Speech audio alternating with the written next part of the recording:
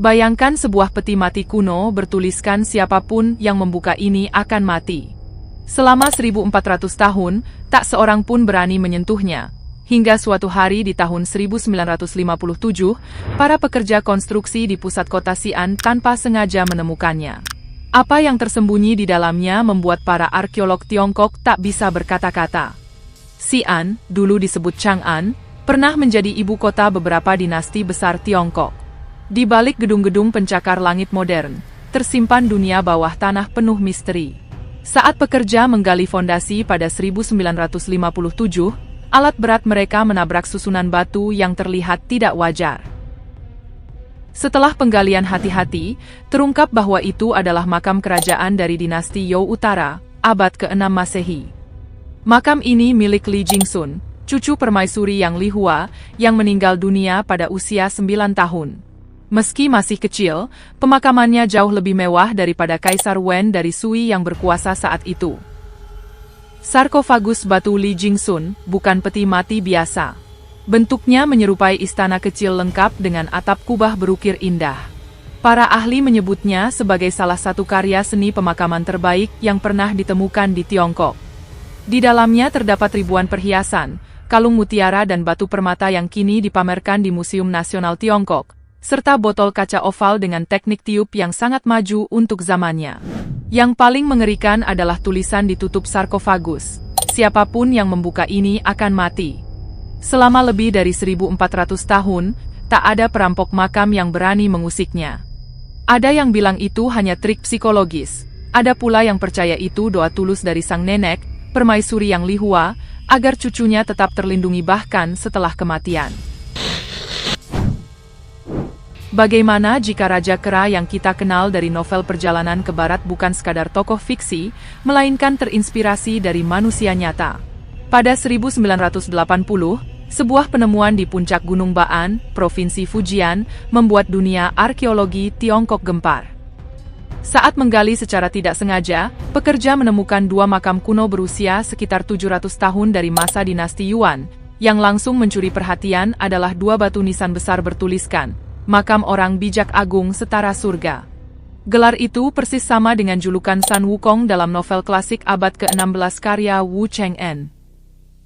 Di dalam makam, para arkeolog menemukan banyak sekali relik bertema monyet, patung-patung kecil kera, ukiran monyet, hingga benda-benda upacara berbentuk monyet. Yang paling mengejutkan adalah sebuah tongkat besi raksasa sepanjang sekitar 7 meter, sangat mirip dengan senjata sakti Sun Wukong, Rui Jingubang, tongkat yang bisa memanjang pendek sesuka hati. Perdebatan langsung meledak. Ada teori yang muncul mengatakan, makam ini milik orang-orang nyata dari masa dinasti Yuan yang sangat mengagumi cerita Raja Kera, yang saat itu masih berupa dongeng rakyat, lalu mereka sengaja meniru gelar dan simbol-simbol Sun Wukong sebagai bentuk penghormatan. Hingga kini, identitas pasti kedua jenazah di Gunung Ba'an belum terungkap. Tidak ada nama asli, tidak ada catatan dinasti yang cocok, hanya gelar megah dan benda-benda bertema monyet yang terus memicu imajinasi. Satu hal yang pasti, penemuan ini menambah lapisan baru pada salah satu karakter paling legendaris dalam budaya Tiongkok. Sun Wukong, si Raja Kera yang memberontak ke langit, ternyata mungkin bukan sekadar hayalan seorang penulis pada tahun 1590. Di suatu tempat di pegunungan Fujian, ada dua makam yang seolah berkata, kami pernah ada, dan kami setara dengan surga. Di pegunungan terpencil Hunan Selatan, ada sebuah lembah yang selama 700 tahun tak pernah diinjak manusia. Penduduk desa terdekat menyebutnya tanah terlarang. Legenda mengatakan siapapun yang masuk sendirian akan ditelan kabut dan suara hantu. Desa Guangdong yang sudah lama ditinggalkan itu dikelilingi hutan lebat hingga sinar matahari hampir tak tembus. Sekitar tahun 1990, setelah banjir besar, patung-patung batu mulai muncul di kaki gunung. Kecil ada yang 30 cm, besar hampir 1 meter.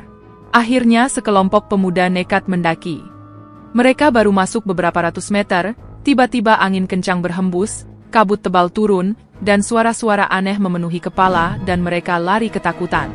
Tim arkeologi dari Universitas Peking datang pada 2006. Mereka berhasil menembus hutan dan tiba di dataran tinggi di dalam lembah. Yang mereka lihat membuat semua orang membisu. puluhan ribu, bahkan mungkin ratusan ribu patung batu berdiri, duduk, berbaris seperti tentara, memegang tablet, mengenakan mahkota era Kaisar Yao dan Shun sekitar 4.300 hingga 4.500 tahun lalu. Ada prajurit, pejabat, penari, hingga hewan mitologi. Para ahli menduga ini adalah situs pengorbanan raksasa, atau bahkan makam simbolis Kaisar Shun, salah satu dari 5 kaisar legendaris Tiongkok. Banyak patung sengaja dikubur separuh badan, seolah ditanam untuk menemani arwah di akhirat. Skalanya diperkirakan jauh lebih besar daripada tentara terakota Xi'an, hanya saja tersebar di area pegunungan yang sangat luas dan sulit diakses. Saat ini situs itu sudah menjadi kawasan lindung nasional dengan penjagaan ketat. Pemerintah hanya mengizinkan tim peneliti tertentu masuk beberapa kali setahun. Masyarakat setempat masih percaya gunung itu hidup dan lebih baik dibiarkan sendiri. Bayangkan ratusan peti mati kayu tua menggantung di ketinggian ratusan meter di dinding tebing curam, tanpa tali, tanpa tangga, tanpa jejak bagaimana mereka sampai ke sana. Selama lebih dari 2000 tahun, pemandangan ini terus membingungkan dunia. Di Tiongkok Selatan, khususnya di Provinsi Sichuan, Guizhou, dan Fujian, ribuan peti mati gantung suku Bo masih bertahan melawan gravitasi dan waktu. Setiap peti bisa seberat 200 hingga 400 kg, terbuat dari kayu utuh yang dipahat dari batang pohon besar. Mereka diletakkan di atas balok-balok kayu yang ditancapkan ke celah tebing, atau langsung diselipkan ke dalam gua alami setinggi 50 hingga 130 meter dari tanah. Yang paling terkenal adalah deretan di Gunung Naga Harimau di Provinsi Jiangxi. Puluhan peti berjajar di atas sungai Danxia yang deras, seolah menantang hukum fisika. Pertanyaan yang sama selalu muncul, bagaimana orang zaman Neolitikum sekitar 3000 tahun lalu, mengangkat benda seberat itu tanpa kren, tanpa tali nilon, tanpa roda, tidak ada tangga batu, tidak ada jalan setapak, bahkan tidak ada lubang bekas bor yang terlihat di tebing. Pada 2008, sebuah yayasan arkeologi swasta pernah menawarkan hadiah 900 juta rupiah bagi siapa saja yang bisa membuktikan teknik aslinya. Teori paling populer adalah sistem katrol kayu dan tali rotan. Pada 1989, seorang petani tua di Gongxian mengaku leluhurnya menggunakan tangga tali yang diturunkan dari atas tebing serta katrol dari kayu keras dan rotan gunung. Tim National Geographic mencoba mereplika pada 2015. Mereka berhasil, tapi hanya sampai ketinggian 40 meter dan hampir merusak tebing asli. Masih ada celah 90 meter lagi yang belum terjawab. Teori lain menyebut orang Bo memanfaatkan musim banjir. Mereka mengikat peti di rakit, menunggu air sungai naik hingga hampir menyentuh gua, lalu mendorong peti masuk. Namun tidak semua lokasi peti gantung berada di atas sungai, banyak yang di pegunungan kering tanpa jejak banjir purba. Ada juga hipotesis lebih berani. Beberapa peneliti menduga orang Bo menggunakan jalan kayu, yang kemudian dibakar atau dibongkar, sebagai bentuk ritual, agar arwah tidak bisa kembali ke dunia orang hidup. Hingga kini, misteri itu tetap menggantung, sama seperti peti-peti itu sendiri. Tahun 1959, Desa Da, Kabupaten Shilou, Provinsi Shanxi. Seorang petani membajak sawah ketika lembunya terperosok ke lubang hitam. Lubang itu ternyata pintu masuk makam bangsawan dinasti Shang akhir sekitar 3000 tahun lalu. Ketika warga desa nekat masuk mencari harta, tanah tiba-tiba memerah seperti darah, merkuri sulfida yang digunakan sebagai pengawet mayat menguap dan menciptakan efek mengerikan. Tim arkeologi Shanxi datang dan menggali selama berminggu-minggu. Mereka menemukan puluhan artefak perunggu megah, lonceng ritual, ding, gui, dan senjata. Saat semua barang sudah dikemas dan hujan deras turun, dua arkeolog kembali ke makam untuk mengambil satu benda terakhir. Air bah memenuhi ruang bawah tanah. Salah satu dari mereka tersandung, merogoh ke dalam air keruh, lalu menarik keluar seekor naga perunggu bermulut terbuka, bergigi tajam, seolah siap menerkam. Benda itu ternyata bejana anggur berbentuk naga sepanjang 43 cm, dengan perut gembung dan ekor terpotong rata. Anggur dituang dari mulut naga, sangat mirip deskripsi dalam teks kuno tentang jamuan Raja Wu dari You, abad ke-11 sebelum Masehi. Setelah penelitian panjang, para ahli menyimpulkan, naga ini milik ayah mertua Jiang Zia, Jiang Taigong, Perdana Menteri legendaris yang membantu mendirikan dinasti You. Jiang Zia menguburkannya bersama mertuanya sebagai tanda terima kasih. Sekarang bejana itu bernama Linglong atau naga ajaib, dan menjadi harta nasional Tiongkok, dipamerkan di aula utama Museum Provinsi Shanxi. Larangan keras diberlakukan, tidak boleh dipinjamkan ke luar negeri, bahkan untuk pameran sekalipun. Bayangkan Anda sedang merenovasi rumah sakit tua berusia 300 tahun di pusat kota Orleans, Prancis.